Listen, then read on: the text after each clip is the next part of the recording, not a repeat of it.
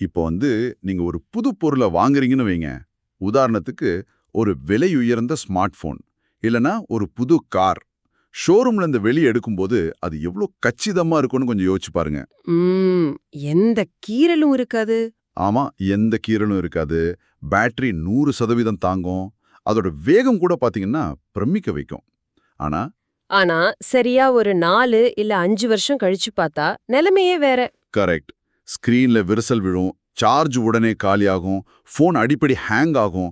அதாவது ஒரு பௌதிக பொருள் காலப்போக்குல தேய்மானமாகி அதோட சிறப்பை இழக்கிறத நம்ம மிக இயல்பான ஒண்ணா ஏத்துக்கிறோம் இல்லையா? நிச்சயமா, அது தவிர்க்க முடியாத ஒரு விஷயம். ஆனா இதே கேள்விய நம்ம அக உலகம் நோக்கி கேட்டா என்ன ஆகும்? அதாவது மனித உடலை இயக்குற அந்த அடிப்படை சக்திக்கு நேரா இந்த கேள்வியை கேட்டா. ஓ, அந்த ஆன்மாவும் காலப்போக்குல தன் சார்ஜை இழந்து தேய்மானம் ஆகுதான்னு கேக்குறீங்க? எக்ஸாக்ட்லி. இந்த ஒரு ஆழமான சிந்தனையோட தான் உங்களுக்காக இன்றைய ஆழமான அலசலை நாங்க தொடங்க போறோம். இன்னைக்கு நாம எதை பத்தி ஆராய போறோம்னா, மதுபடியில் இருந்து வெளிவந்த பாப் தாதா, அதாவது சிவபாபா அவங்களோட மிக முக்கியமான ஒரு ஆன்மீக உரையை பத்தி தான். இது ரொம்பவே சுவாரஸ்யமான ஒரு டாபிக். ஆமா. ஆனா உள்ள போறதுக்கு முன்னாடி உங்ககிட்ட ஒரு விஷயத்தை தெளிவுபடுத்திடுறோம். இந்த உரையாடல்ல வர்ற ஆன்மீக வரலாற்று கருத்துக்களை நாங்க எந்த வகையிலும் ஆதரிக்கவோ இல்ல எதிர்க்கவோ இல்ல. கண்டிப்பா. மூலப்பிரதியில சொல்லப்பட்டிருக்க விஷயங்களை உள்ளத உள்ளபடி உங்களுக்கு புரிய வைக்கிறது மட்டும்தான் நம்ம நோக்கம். சரி, முதல்ல நாம அடிக்கடி கடந்து போற ஒரு வார்த்தையிலிருந்தே ஆரம்பிக்கலாம். ஓம் சாந்தி. அதாவது பொதுவா ஓம் சாந்தி அப்படிங்கறத நாம ஒரு சாதாரண வாழ்த்து வார்த்தையாவோ இல்ல ஒருத்தரை பார்த்து ஹலோ சொல்ற மாதிரியோ தான் பயன்படுத்துறோம். ஆமா. ஆனா இந்த உரை அந்த வார்த்தைக்கு ஒரு மிக ஆழமான நேரடியான அர்த்தத்தை கொடுக்குது. நான் ஒரு ஆன்மா, இது என்னோட உடல் அப்படிங்கிற மிக தெளிவான ஒரு பிரிவினை இதுல இருக்கு. ஓஹோ. இது எப்படி புரிஞ்சுக்கலாம்னா, இப்ப நான் என் கைய பார்த்து இது என் கை அப்படின்னு எப்படி சொல்றனோ, அதே போல உள்ள இருக்க ஒரு சக்தி இந்த மொத்த உடலையும் பார்த்து இது என்னோட கருவி அப்படின்னு உரிமை கொண்டாடுது. அப்போ பார்க்கறவனையும் பார்க்கப்படுற பொருளையும் இது முற்றிலும் வேறா பிரிச்சு பாக்குதுன்னு சொல்லலாமா? மிக சரியா சொன்னீங்க. அந்த பிரிவினைய புரிஞ்சுக்கிட்டாதான் நீங்க முதல்ல கேட்டீங்க இல்லையா, அந்த தேய்மானம் பத்தின கேள்வி. ஆமா, ஆன்மாவும் தேய்மானம் அடையுதான்னு கேட்டேன். அதுக்கான பதில் கிடைக்கும். உலை இதை விளக்குறதுக்கு 2 முக்கியமான வார்த்தைகளை பயன்படுத்துது. ஒன்னு சதோ பிரதான், இன்னொன்னு தமோ பிரதான். சதோ பிரதான், தமோ பிரதான். ஆரம்பத்துல மனித ஆன்மா எந்த கலப்படமும் இல்லாத சுத்த தங்கம் மாதிரி முழுமையான தூய்மையோட, அதாவது சதோபிரதான் நிலையில இருந்ததா இது சொல்லுது. ஆனா பல பிறவிகள் எடுத்து காலங்கள் போன பிறகு அந்த ஆன்மா பல்வேறு கர்மங்களால மாசடைஞ்சு, அதாவது துருப்பிடிச்சு. ஆமா, துருப்பிடிச்சு இப்போ தமோபிரதான் நிலைக்கு வந்துடுச்சுன்னு சொல்லுது. இந்த தமோபிரதான்ங்கிற வார்த்தை கேட்கறதுக்கு கொஞ்சம் புதுசா இருக்கலாம். ஆனா இதை நம்ம நடைமுறை வாழ்க்கையோட பொருத்தி பார்த்தோம்னா, இது இப்போ நாம அனுபவிக்கிற மென்டல் பர்ன் அவுட் இல்லனா ஒரு வித மனச்சோர்வுன்னு சொல்லலாமா?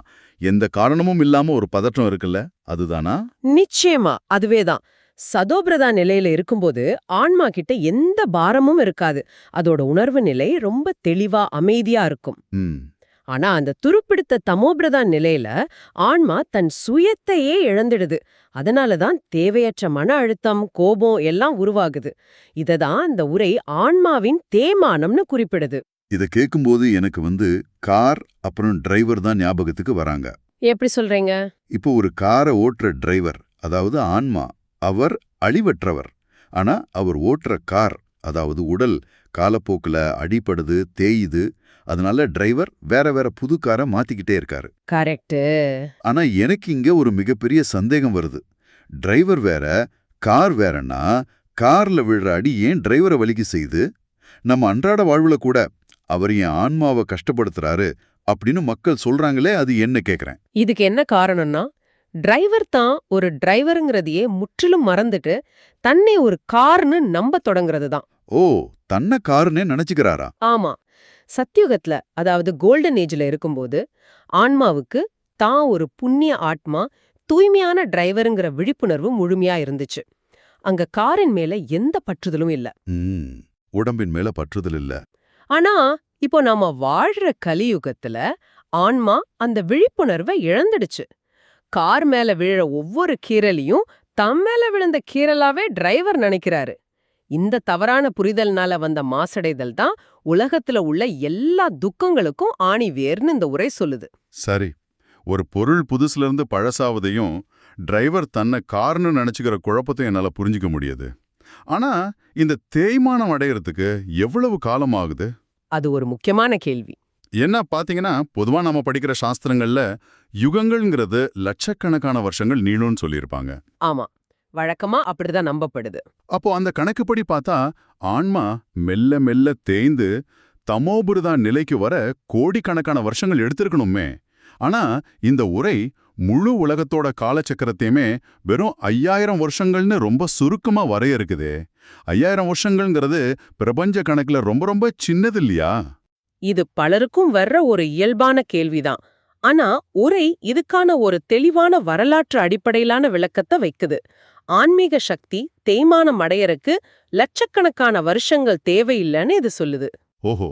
கிறிஸ்து பிறக்கிறதுக்கு 3000 வருஷங்களுக்கு முன்னாடி பாரதம் ஒரு முழுமையான ஸ்வர்க்கமா, அதாவது பாரடைஸா இருந்துச்சு. அங்க சூரிய வம்சத்தினரும் அதுக்கப்புறம் சந்திர வம்சத்தினரும் எப்படி ஆட்சி செஞ்சாங்க அப்படிங்கறத ஒரு வரலாற்று பதிவாவே இது சொல்லுது. அப்போ இந்த 5000 வருஷ சக்கரங்கிறது அது ஆன்மாவோட ஆன்மீக வீழ்ச்சிய அளவிடுவதற்கான ஒரு துல்லியமான காலக்கெடுவாவே பிரதில விளக்கப்பட்டிருக்கு. இங்க நான் இன்னொரு கேள்வி முன்வைக்க விரும்புறேன். 5000 வருஷங்கள் சரி, ஆனா உயிர்கள் 84 லட்சம் பிறவிகள் எடுக்குங்கிறது காலங்காலமா நாம நம்புற ஒரு விஷயம். கரெக்ட். மனிதர்கள் மட்டும் இல்லாம எறும்பு, கொசு, யானைன்னு அத்தனை பிறவிகளையும் தாண்டி தான் மனித பிறவி கிடைக்குதுன்னு சொல்லுவாங்களே. ஆனா இந்த உரை 84 லட்சம் இல்ல, ஒரு மனித ஆன்மா எடுக்கிறது சரியா 84 பிறவிகள் தான்னு அடிச்சு சொல்லுது. இது கேட்கறவங்களுக்கும் நம்ம பெரிய ஆச்சரியமா இருக்கும் இல்லையா? வெளிப்படையா பார்க்கும்போது அப்படி தோணுனாலும் அதுக்குள்ள இருக்கிற தர்க்கம் ரொம்ப ஆழமானது. ஒரு மனித ஆன்மா விலங்காவோ இல்ல மரமாவோ மாற முடியாது. ஒரு ஆப்பிள் விதை எப்படி மாமரமா மாற முடியாதோ அதே போல மனிதனோட உணர்வு நிலை மனித உடல்களுக்குள்ள மட்டும்தான் பயணிக்க முடியும்னு உரை ஆணித்தரமா சொல்லுது. அப்படியா? அது ஒரு சுவாரஸ்யமான பாயிண்ட். ஆனா ஏன் சரியா 84 பிறவிகள்? ஏன்னா ஒரு தூய்மையான மனித ஆன்மா தன்னோட முழு ஆற்றலையும் செலவழிச்சு முற்றிலும் பாவ ஆன்மாவா மாற அதிகபட்சம் 84 மனித பிறவிகளே போதுமானது. ஒரு பேட்டரிய 84 முறை முழுமையா டிஸ்சார்ஜ் பண்ணி ரீசார்ஜ் பண்ணா அதோட ஆயுள் முடிஞ்சிடுற மாதிரி. ஓ, அந்த 84 தடவைகள்ல ஆன்மா தன்னோட முழு தூய்மையும் இழந்துடுது. ஆமா. மேலும் இப்போ நாம இருக்கிறது மனிதனோட இறுதி பிறவின்னு இது குறிப்பிடுது. அப்படியானால் அந்த 84 பிறவிகளோட கோட்டா இப்ப முடிய போகுதுன்னு அர்த்தமா? நிச்சயமா. நம்ம பழைய உலகமான ராவண ராஜ்யத்துக்கும் உருவாக போற புது உலகமான ராம ராஜ்யத்துக்கும் இடையில ஒரு விளிம்புல நின்னுகிட்டு இருக்கோம்னு சொல்லலாம். சரி, பேட்டரி முழுமையா காலி ஆயிடுச்சு, டிரைவர் குழம்பிட்டாரு, உலகமும் தன் இறுதி நிலையை அடைஞ்சிடுச்சு. மனிதர்களால இனி தங்கள தாங்களே சரி பண்ணிக்க முடியாதுங்கிற நிலைமை வரும்போது என்ன நடக்கும்? இங்கிருந்துதான் உரை இறைவனின் தனித்துவமான பங்கு பத்தி பேச தொடங்குது இல்லையா? இறைவன் மனிதர்களை காப்பாத்த வராரு, ஆனா அவர் எப்படி வராருங்கிறது தான் என்ன ரொம்பவே சிந்திக்க வச்சது. உரை என்ன சொல்லுதுன்னா, இறைவன் ஒரு தந்தையா, ஆசிரியரா மற்றும் சத்குருவா வராரு. தந்தையா புது பிறவிய கொடுக்கறாரு, ஆசிரியரா இந்த 5000 வருஷ சக்கரத்தோட முழு அறிவை போதிக்கிறாரு, சத்குருவா ஆன்மாக்களை திரும்பவும் அமைதி தாமதத்துக்கு அழைச்சிட்டு போறாரு. ஆனா நீங்க அந்த பூமிக்கு வர்ற முறை பத்தி சொல்லுங்க. அதுதான் இதுல பெரிய ரகசியமே. ஆமா, மத்த மனிதர்கள் மாதிரி இறைவன் ஒரு தாயின் கருப்பையில பிறக்கறதில்ல. சொல்லப்போனா கலியுகத்துல உள்ள கருப்பைய இந்த உரை கர்ப்ப ஜெயில் அப்படின்னு ரொம்ப அழுத்தமான ஒரு வார்த்தையால குறிப்பிடுது. கர்ப்ப ஜெயிலா? ஒரு கருப்பையை ஏன் ஜெயில்னு சொல்லணும்? ஏன்னா கருப்பையன் மூலம் பிறவி எடுக்கிறதுங்கிறது கர்ம விதிகளுக்கு உட்பட்டது. ஒரு உடலுக்குள்ள அடைபட்டு கடந்த காலத்தை மறந்து 9 மாசங்கள் உயிரியல் ரீதியா சிறைப்பட்டு இருக்கிறத ஒரு தூய்மையான சக்தி செய்ய முடியாது. ஓ, அதனால இறைவன் அந்த ஜெயிலுக்குள்ள போறதில்ல? கண்டிப்பா இல்ல. அதுக்கு பதிலா அவர் ஏற்கனவே இருக்கிற ஒரு மனித உடல்ல, அதாவது பிரம்மாங்கிற ஒருத்தரோட உடல்ல நேரடியா பிரவேசிக்கிறாருன்னு உரை சொல்லுது. ஒரு நிமிஷம் இருங்க. இறைவன் ஒரு மனித உடலுக்குள்ள பிரவேசிக்கிறாருன்னா அந்த உடலுக்கு ஏற்படுற வலிகள் இறைவனை பாதிக்காதா? அதுக்கு நீங்க என்ன நினைக்கிறீங்க? இத புரிஞ்சுக்கிறதுக்கு நான் ஒரு உதாரணம் சொல்றேன். இது ஒரு வாடகை வீட்டுல தங்குற ஒரு விஐபி விருந்தினர் மாதிரி இருக்குமா? அதாவது வீட்டு உரிமையாளர் அந்த வீட்லயே இருக்காரு, கூடவே விருந்தினரும் தங்குறாரு. இப்போ வீட்டின் மேற்கூரை ஒழுகுது இல்ல சுவர்ல விரிசல் விழுதுன்னா அதுக்காக செலவு பண்றதும் கஷ்டப்படுறதும் வீட்டு உரிமையாளர் தானே. தவிர அந்த விஐபி விருந்தினரை எந்த வகையிலையும் பாதிக்காது. அவர் எப்பவும் பாதுகாப்பா இருப்பார். அப்படித்தானே? ரொம்ப கச்சிதமான ஒப்புமை இது. இறைவன் ஒருபோதும் கர்ம விதிகளுக்குள்ள சிக்கறதில்ல. அவர் எப்பவுமே எவர் சதோப்பிரதான், அதாவது எக்காலத்திலும் மாறாத தூய்மையானவர். இதை இன்னும் ஆழமா புரிய வைக்க உரை இயேசு கிறிஸ்துவோட வாழ்க்கையையும் ஒரு வலுவான உதாரணமா பயன்படுத்துது. ஏசு கிறிஸ்துவையா? எப்படி? ஒரு புது மதத்தை ஸ்தாபிக்க மேலிருந்து வர்ற கிறிஸ்து மாதிரி தூய்மையான ஆன்மாக்களுக்கு எந்த பாவ கணக்கும் கிடையாது. அதனால இயேசு சுருவையில அறையப்பட்டப்போ அந்த மிக கொடூரமான வலிங்கிறது அவரு பிரவேசித்த அந்த மனித உடலுக்கும் இயற்கையின் விதிகளுக்குமே தவிர உள்ள வந்த அந்த தூய்மையான ஆன்மாவுக்கு கிடையாது. எக்ஸாக்ட்லி இந்த ஒரு மாபெரும் கர்ம சட்டத்தை தான் உரை முன்வைக்குது. இது உண்மையிலே பலருடைய நம்பிக்கைகளை முற்றிலும் புது கோணத்துல பார்க்க வைக்குது. சிலுவையில் அறையப்படும் போது ஒரு மனிதன் படுற வேதனையை நம்ம கற்பனை செஞ்சு பார்த்திருக்கோம். ஆனா தூய்மையான ஆன்மா எந்த பாவமும் செய்யாததால அது வலியை அனுபவிக்க முடியாது, உடல் மட்டுமே அதை அனுபவிக்குதுங்கிற தர்க்கம் ரொம்ப கூர்மையா இருக்கு. ஆமா, அது ரொம்ப ஆழமான சிந்தனை. சரி, இறைவன் வந்துட்டாரு, இந்த ரகசியங்களை எல்லாம் சொல்லி வழிகாட்டுறாரு. ஆனா ஒரு சாதாரண மனிதனா நாம என்ன செய்யணும்? தேய்ந்து போன இந்த ஆன்மாவை எப்படி திரும்ப சுத்த தங்கம் மாதிரி சொதோபிரதான் நிலைக்கு மாத்துறது? அதுக்கு உரை காட்டுற வழிதான் ராஜயோகம் இல்லனா நினைவு யாத்திரை. இது ஏதோ மூச்சு பயிற்சி மாதிரி இல்லாம இது முற்றிலும் புத்தி மற்றும் உணர்வு சார்ந்த ஒரு பயணம்னு உரை சொல்லுது. அதாவது மனதின் பயணம். ஆமா, இறைவனை நினைப்பதன் மூலமா ஆன்மாவில உள்ள துருவ, அதாவது பாவங்களை எரிக்கிறது. ஆனா இதை செய்யறதுக்கு முன்னாடி நாம வெல்ல வேண்டிய ஒரு படம் இருக்கு. அத உரை 5 பூதங்கள் இல்லனா 5 விகாரங்கள்னு சொல்லுது. காமம், கோபம், பேராசை, பற்று, அகந்தை, இதுதானே அந்த 5 பூதங்கள். அதேதான். ஆனா இதுல ரொம்ப உற்று நோக்க வேண்டிய விஷயம் ஒண்ணு இருக்கு. இந்த 5ல உரை எதை நம்பர் 1 பூதம்னு கருதுது தெரியுமா? அது காமமோ கோபமோ கிடையாது. தேக அபிமானம், அதாவது உடல் பற்றிய அகந்தை தான் நம்பர் 1 பூதம்னு சொல்லுது. இதை நான் படிக்கும்போது எனக்கு ரொம்பவே ஆச்சரியமா இருந்துச்சு. நீங்களே யோசிச்சு பாருங்க, உலகத்துல நடக்கிற பெரும்பாலான குற்றங்களுக்கும் அழிவுகளுக்கும் காமம், கோபம் இல்லனா பேராசை தான் நேரடி காரணமா இருக்கு. ஆமா, பொதுவா நாம அதுக்கு தான் முக்கியத்துவம் கொடுப்போம். அப்படி இருக்கும்போது நான் இந்த உடல் அப்படின்னு நினைக்கிற தேக அபிமானத்தை ஏன் முதல் எதிரியா உரைபோக்குது? இது கேட்கறவங்களுக்கும் ஒரு முரண்பாடா தோண வாய்ப்பு இருக்கே. மேலோட்டமா பார்த்தா கோபமும் காமமுமே பெரிய பூதங்களா தெரியும்.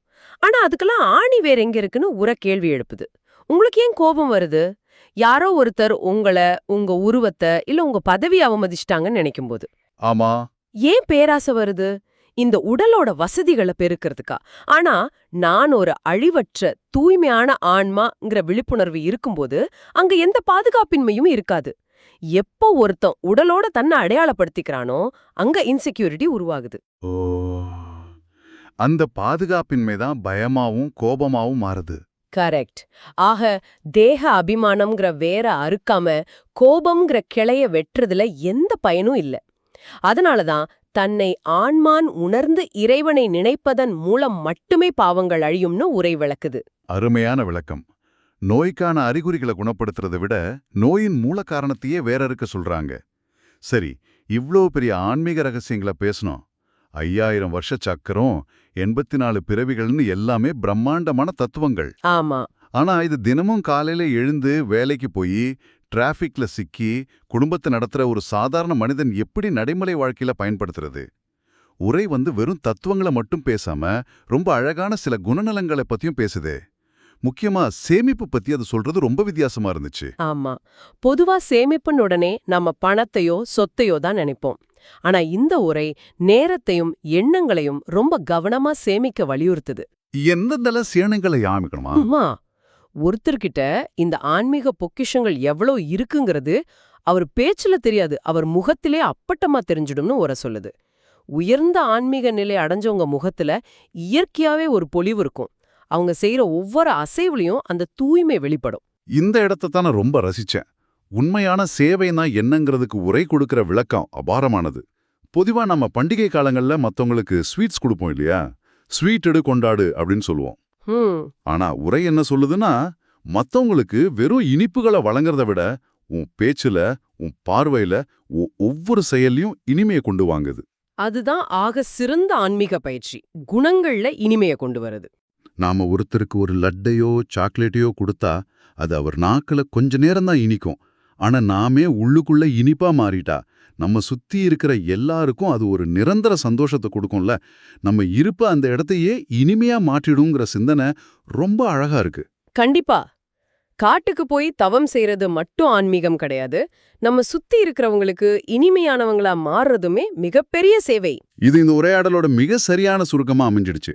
இன்னைக்கு நாம அலசின இந்த மூலப்பிரதி வாழ்க்கைய ஒரு முற்றிலும் புது ஆழமான கோணத்துல பார்க்க வைக்குது. ஆமா, பல முக்கிய பரிமாணங்களை இன்னைக்கு நாம தெளிவா பார்த்திருக்கோம். ஆன்மா எப்படி சுத்த தங்கத்துல இருந்து இரும்பா தேய்மானம் அடையிறது, மனிதர்கள் எடுக்கிற துல்லியமான 84 பிறவிகள், இறைவன் ஒரு சாதாரண மனித உடலை வாடகை வீடா பயன்படுத்துறது, அப்புறம் தேகாபிமானம்ங்கிற முதல் பூதத்தை வெல்றதுன்னு எல்லாமே உங்களுக்கு ஒரு புதிய திறப்பை கொடுத்துருக்கோம்னு நம்புறோம். நிச்சயமா ஒரு ஆஹா தருணமா இருந்திருக்கும். ஆரம்பத்துல ஒரு ஸ்மார்ட் போன் தேய்ந்து போற மாதிரி நம்ம அக உலகமும் தேய்மானம் அடையுதான்னு கேட்டோம். அதுக்கு உரை தர்க்க ரீதியா பதிலளிச்சது மட்டும் இல்லாம அதை எப்படி திரும்ப ரீசார்ஜ் பண்றதுங்கிற வரைபடத்தையும் காட்டியிருக்கு. இறுதியா உங்களை தனியா சிந்திக்க தூண்டுற ஒரு கேள்வியோட இந்த ஆழமான அலசலை நாங்க நிறைவு செய்ய விரும்புறோம். சொல்லுங்க. இந்த உரையில சங்கம யுகம், அதாவது கான்ஃப்ளூன்ஸ் ஏஜ் பத்தி பேசப்பட்டுச்சு. பழைய உலகம் முடிஞ்சு புது உலகம் தொடங்குற ஒரு இணைப்பு புள்ளி. இத பத்தி கொஞ்சம் கற்பனை செஞ்சு பாருங்களேன். ஒரு ஸ்மார்ட் போன் முழுமையா செயலிழந்து அதை ஃபேக்டரி ரீசெட் செய்யறதுக்கு முன்னாடி அது பலமுறை ஹேங் ஆகும், ஸ்கிரீன் வேலை செய்யாது இல்லையா? ஆமா, நிறைய குழப்பங்கள் வரும். அதுக்கு ஒப்பா இன்னைக்கு நம்ம சுத்தி உலகெங்கும் நடக்கிற குழப்பங்கள், வன்முறைகள், இயற்கையின் சீற்றங்கள், மன அழுத்தங்கள் எல்லாமே இந்த உலகம் அழியுதுங்கிறதுக்கான அறிகுறி தானா? இல்ல, ஒருவேளை நாம இப்ப வாழ்ந்துகிட்டு இருக்க இந்த காலகட்டம் தான் ஒரு மாபெரும் புது உலகத்துக்கான ரீபூட் வேலைகளா? வாவ்! அந்த ரீசெட் பட்டனை இயற்கை இப்ப அழுத்திட்டு இருக்கா? நாம ஒரு புது உலகோட வாசல்ல நின்னுகிட்டு இருக்கோமா? இத பத்தி நீங்க கொஞ்சம் ஆழமா சிந்திச்சு பாருங்க. மீண்டும் ஒரு சுவாரஸ்யமான ஆழமான அலசல்ல உங்களை சந்திக்கிறோம். ஓம் சாந்தி.